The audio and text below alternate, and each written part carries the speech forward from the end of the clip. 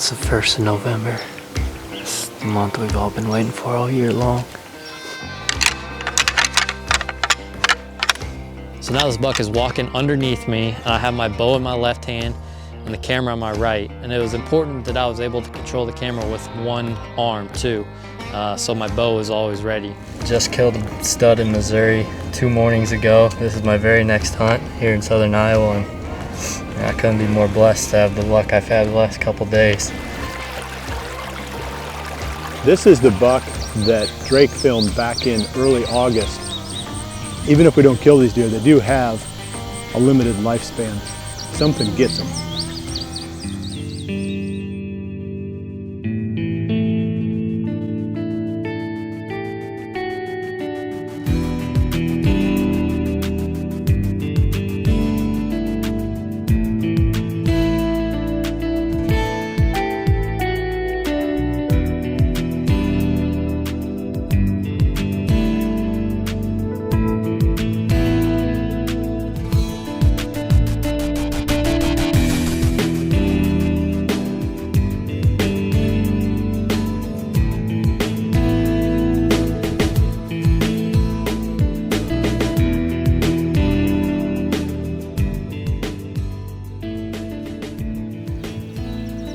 When Bill told me which hunt we were going to use and what the topic was going to be this week, I was thinking, man, this is going to be difficult, because I could literally spend days talking about the tough lessons I've learned from self-filming.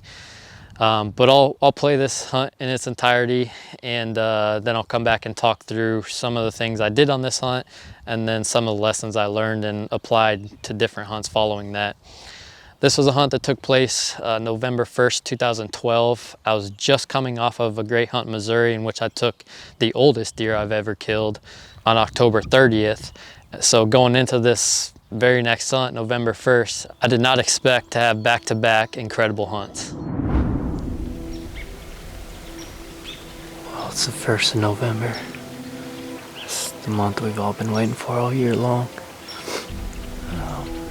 Another calm, cool morning, and I'm hunting back in the timber just on the downwind side of a thick bedding area. November 1st, we may catch some of these bucks cruising this downwind side.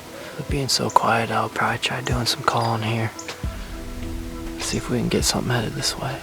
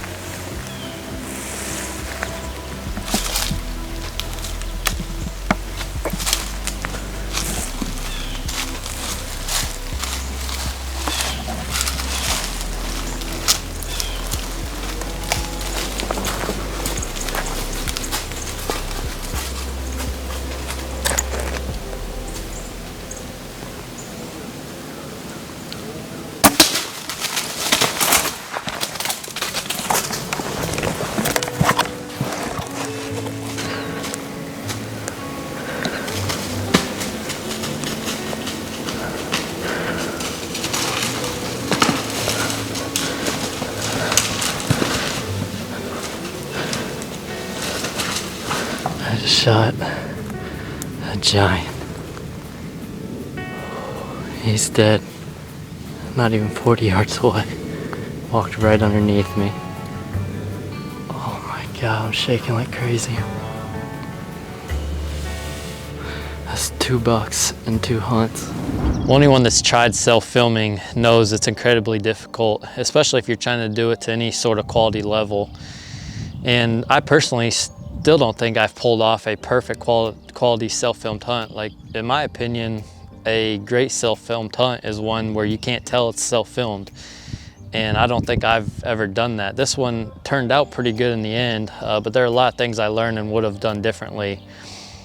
And I'll talk through some of these tips, but if I had to give one piece of advice to anyone that's self-filming or wants to get into self-filming, it's to know what you're getting into and make sure you have the discipline to essentially lose opportunities on bucks just because the footage isn't there. I would say for every single successful self-filmed hunt I had, there were 5 or 6 failed ones where bucks got away because I couldn't get them to stop for the camera or whatever. So that's my biggest takeaway. If you take away one thing from this, it's just be disciplined with the camera and know that you're gonna have opportunities that you miss out on because you're trying to get good footage. So one thing I'll touch on real quick was when I rattled at this buck, it's not shown in the video, but he actually starts running almost directly away from me. And I wasn't sure if he was trying to catch up with the does or he just didn't like the rattling. But in the meantime, I shifted my attention towards this little 1.5-year-old buck that was coming in. And I stayed focused on him. And what I didn't realize was that big buck that was running away from me, he was actually running to get around the head of a ditch, the same ditch that I walked in on, which made a huge difference. You know, big deer, mature deer, you call them, they're gonna come downwind to the sound of that call, and he was doing the exact same thing. He just didn't cross that ditch. He got right on the edge of the ditch and came in. Unfortunately, my attention wasn't on him. I thought he ran off. I could have, if I would have just watched him for a little bit longer, I would have got to film him come from a long ways, and that would have made for great footage. So that's one thing I wish I would have just paid attention more instead of turning my attention to the small buck. So I'm sitting there filming this small buck, and the first time I realized that big buck is coming in, he's inside of 20 yards, walking right to the base of the tree. And here comes a key part in self-filming, second angle cameras. I had the GoPro turned on because there was action. You can actually see the moment that I turn and spot that big buck, and having that piece of footage is a key part. You can see the little buck out in front of me, you can see me filming him, and you can see me turn my head. So having second angle cameras when you're self-filming to fill gaps in little spots to help tell that story is key. GoPros, anything that works as a second angle camera, and use it as much as you can. Turn it on as much as you can. You know, even use more than one. Some guys put them on their bows, facing back at the hunter. Over the shoulder, of course, is always a good shot. So I can't stress that enough. Don't only run a main camera. Help yourself out by getting other stationary second angle cameras that are capturing a lot of footage you can't do just by yourself. So this next part, when I finally get the main camera on the buck as he's marching towards the base of the tree, this whole setup was key right here for me to be able to pull that off. I like to set, when I'm by myself, I like to set the camera arm and base right around, usually put the base around waist level on the tree. So that puts the camera somewhere just below chest level. And I'd like to do it what would be on my right side. So I can primarily control that with my right arm. But that's key, having that maneuverability of it while it's also not getting in your way. You don't want it too high. You want to be able to, if you have to shoot over it for some reason, you want to be able to do that. You don't want it too low because most of the time you're going to be standing when there's action going on. So for me, base around waist level, camera just below chest levels is about where I want it. And having it right there on my right side played a big role too. I was able to turn to film this buck coming in while taking my left hand and grabbing the bow off of my hanger. So there's another good point, keeping your bow accessible when you're self-filming, that there's minimal movement to grab it. You know, you just have a lot going on when you're trying to film yourself. So having everything placed perfectly is vitally important. So now this buck is walking underneath me, and I have my bow in my left hand and the camera on my right. And it was important that I was able to control the camera with one arm too. So my bow is always ready. I had a VariZoom hooked up to that camera, and I would highly recommend that if you're self-filming. You can control recording, focus, depending on the model, but also the zoom. Everything you want the camera to do, you can do with one hand. And so that was key, so that when I finally did get a shot presented, all I had to do was take my right hand off, clip on the string, and I'm ready to go. There wasn't turning to pick up the bow because I had to use two hands on the camera. So I'd highly recommend using a VariZoom or some type of lens controller for your camera. So this next step in the hunt, in my opinion, is the absolute hardest thing about self-filming. And that is, how do you get the buck to stop without looking directly at you, so you can still clip on, draw back, aim, all that stuff. Because when you're filming, you're not already at full draw ready to go like you would be if you weren't filming. You know, it's a matter of stopping the deer and shooting them. But in this scenario, you need the deer to stop somehow and also give you time to go through all that movement and all that time without him busting off. Fortunately, it doesn't happen very often. This buck stopped on his own. He had that other buck as a distraction. He's just checking out, see what's going on. So I was able to, you know, let go, draw back, and put my pin on and make the shot. But what I had started doing on other hunts where this scenario didn't happen was finding ways to bleat or stop the deer as quietly as I could get away with. And sometimes the deer didn't stop, and it was, you know, one of those things where I wish I would have done it louder. Sometimes you have to do it multiple times, but try to make the quietest noise, and sometimes redirect it so it's not right at the deer. Your goal is to get that deer to stop, to listen, to get a better gauge on where that sound came from, and not to stop and look directly where he heard the sound. Because as soon as he looks up at you, you're done. You're not gonna get away with clipping on, drawing back, all that stuff. You just need them to stop and just turn their ears and listen, but not turn their head towards you. So that's something that I have struggled with a lot and have lost a lot of deer because of that reason. I just couldn't get the deer to stop for the camera to have time to set up the camera and draw back. So finding ways, you know, maybe hunting over scrapes where they're gonna stop naturally. All those things come into play when you're self-filming, things you don't think about until that camera is involved. One thing I wish I would have done a little bit differently is I wish I would have been a little tighter on the deer. So this kind of goes back to the whole quality discussion that I was referring to earlier. Depends what everyone has their own goals for filming a hunt. You want it to be real high quality for a lot of people to watch, or do you just kind of want it to have it on film to look back on and have it as a memory? If it's not as important to you, as wide as you can go is gonna be better. You're gonna get away, be able to set the camera, the deer could still be walking before you stop him and he'll still stay in frame. Me personally, just because I have a passion for creating the highest quality video possible, I wish I would have been a little bit more zoomed in, a little tighter on this buck. I stayed wide and I kept that other buck in it, but I wish I would have scaled it up a little bit more. In today's world with 4K cameras and everything that we didn't have back then, you can stay a little wider and always scale that up in editing. But in general, it's really just comes down to what quality level you're looking for. So let's say you've done a good job up until this point, got all the good footage. This next stage of the hunt is usually when I can tell whether it's a self-filmed hunt or not.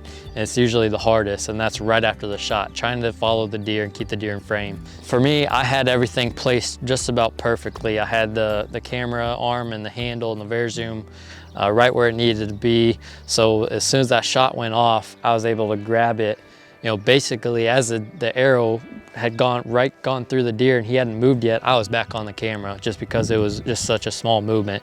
He didn't make it easy on me. He went through one side of the tree and I couldn't turn anymore. So I had to quickly, you'll see it on the GoPro footage, you'll see me turn and get back on him on this side as he crosses the ditch and eventually falls 40 or 50 yards away.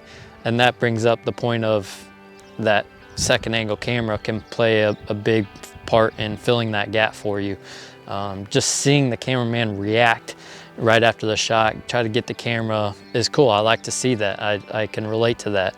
But it also accounts for that time where the deer may have ran out of the frame and you're trying to find them back again. Having that supporting footage is key in telling a really quality story hunt. So having the second angles, but also having your camera placed at the right height, the right position, right side of the tree, all that stuff comes into play of getting good footage after the shot.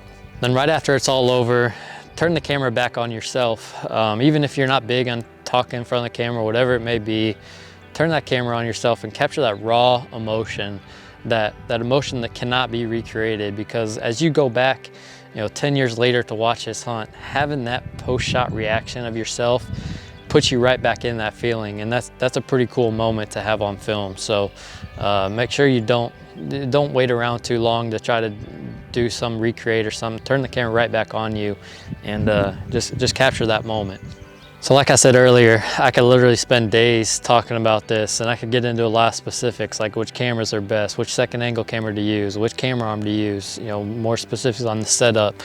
And maybe I'll do another video on that at some point. But the biggest thing, like I said earlier, just know that it takes a lot of discipline to self-film. It's very challenging, but I would highly recommend it to anybody, especially if you have a cameraman, great, that's the ideal scenario. But if you're not filming your hunts, I would push anybody to do it. It's my favorite aspect of this, and it's the reason I still film my hunts today, is because I love being able to go back and watch those anytime I want, just relive those memories. I think every buck that I've killed since, I think 2008, is on video, so I could literally go back and watch any of them. And that's my favorite part of filming and doing this whole video thing. So I would highly recommend it to anyone.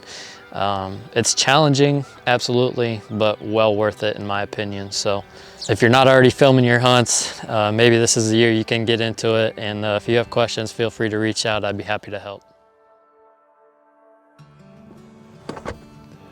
Jared is the best that I have ever seen at self-filming deer hunts. And I'm sure there's a lot of technique that goes into that, but there's also a lot of discipline. When you think about trying to capture everything perfectly, when you're the only one in the tree, you're running the camera and getting the shot, there's a lot that can go wrong. So if you've ever considered doing a self-filmed deer hunt, there's nobody better to learn from than Jared Mills. So for the rest of today's episode, I'm going to show you 2 deadheads that we found on the farm and do a little bit of shed hunting, and then I'll wrap up after that.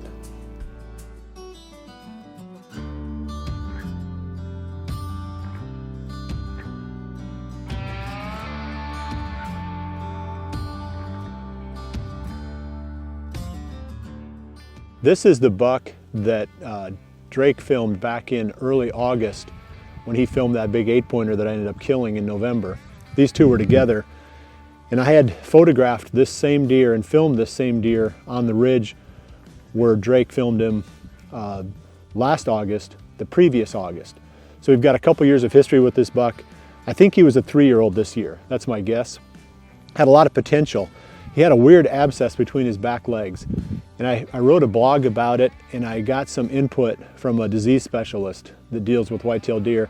He told me that he thought it was maybe the deer had been poked by a stick or somehow had gotten an injury there, and that it wasn't really like a life or death thing. And I actually did get trail camera photos of him later in late September and early October where it looked like he'd healed up. So I don't think he died from that. I think this deer died from being hit by a car on the road. We're not too far, probably 100 yards off the county road here, and it's real thick brush. And it doesn't, I would say it's very, very low likelihood that somebody could have shined a spotlight in here and poached this deer, or in any way, could have shot this deer with a gun off the road. I think somebody hit him, and he ran over here 100 yards off the road and laid down and died.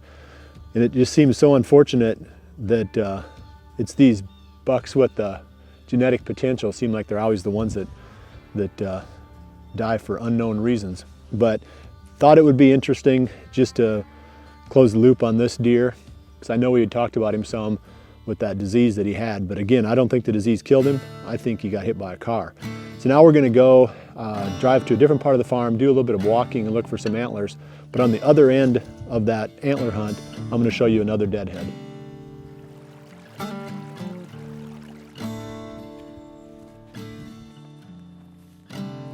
You don't see that every day. Look at that thing.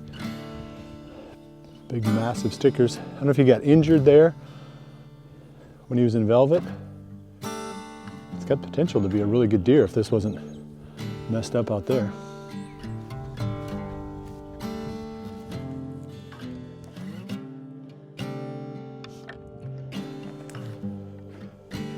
There's another deadhead over here.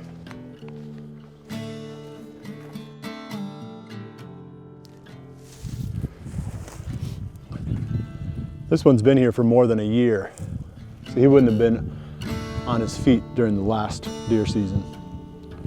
Kind of stinks. You wonder how many of them are really out here. I know there's one more. That's where we're headed.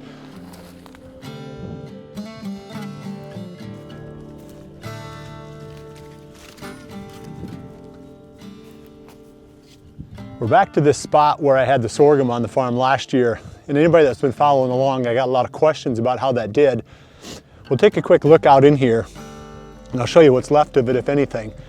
But we'll probably shed hunt around the edge of it. It'd be super hard to find an antler in that field. But down off to the sides, there's some little grassy ridges that we'll hit, and then work our way down to where I know that deadhead is. Just thought you might get a kick out of how the sorghum did.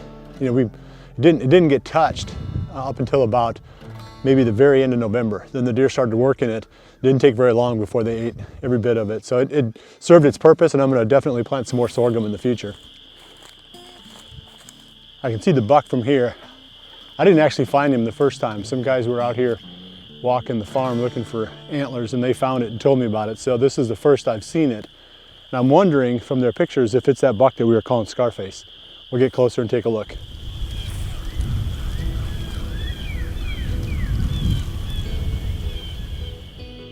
I would bet you that this is that buck, but I'm not 100% sure. It doesn't look like he died from EHD. It looks like he died sometime during the fall or maybe the early winter.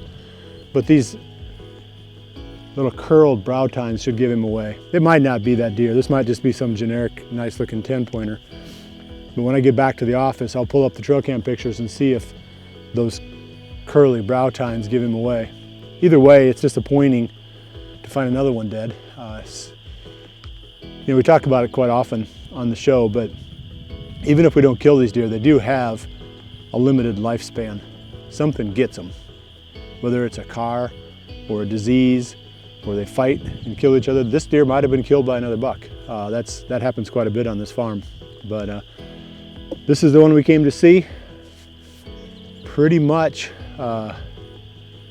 till I get back to the office and look at the pictures. I'll throw some in here at the end and give you, you know, either a thumbs up or a thumbs down that this is that Scarface buck. I'm going to call an end to the episode. We're going to come back again next week, I'm sure, with another throwback hunt. And I believe that Josh Honeycutt is going to talk about the things that he's learned about shed hunting after the shed hunting season wrapped up. So there's something that hopefully we can take away to make ourselves better at finding these things in the seasons to come. Like I said, it's a bummer to find them like this. But that wraps up today's episode. We'll see you right back here again next week for the next episode of Midwest Whitetail. And remember to always dream big.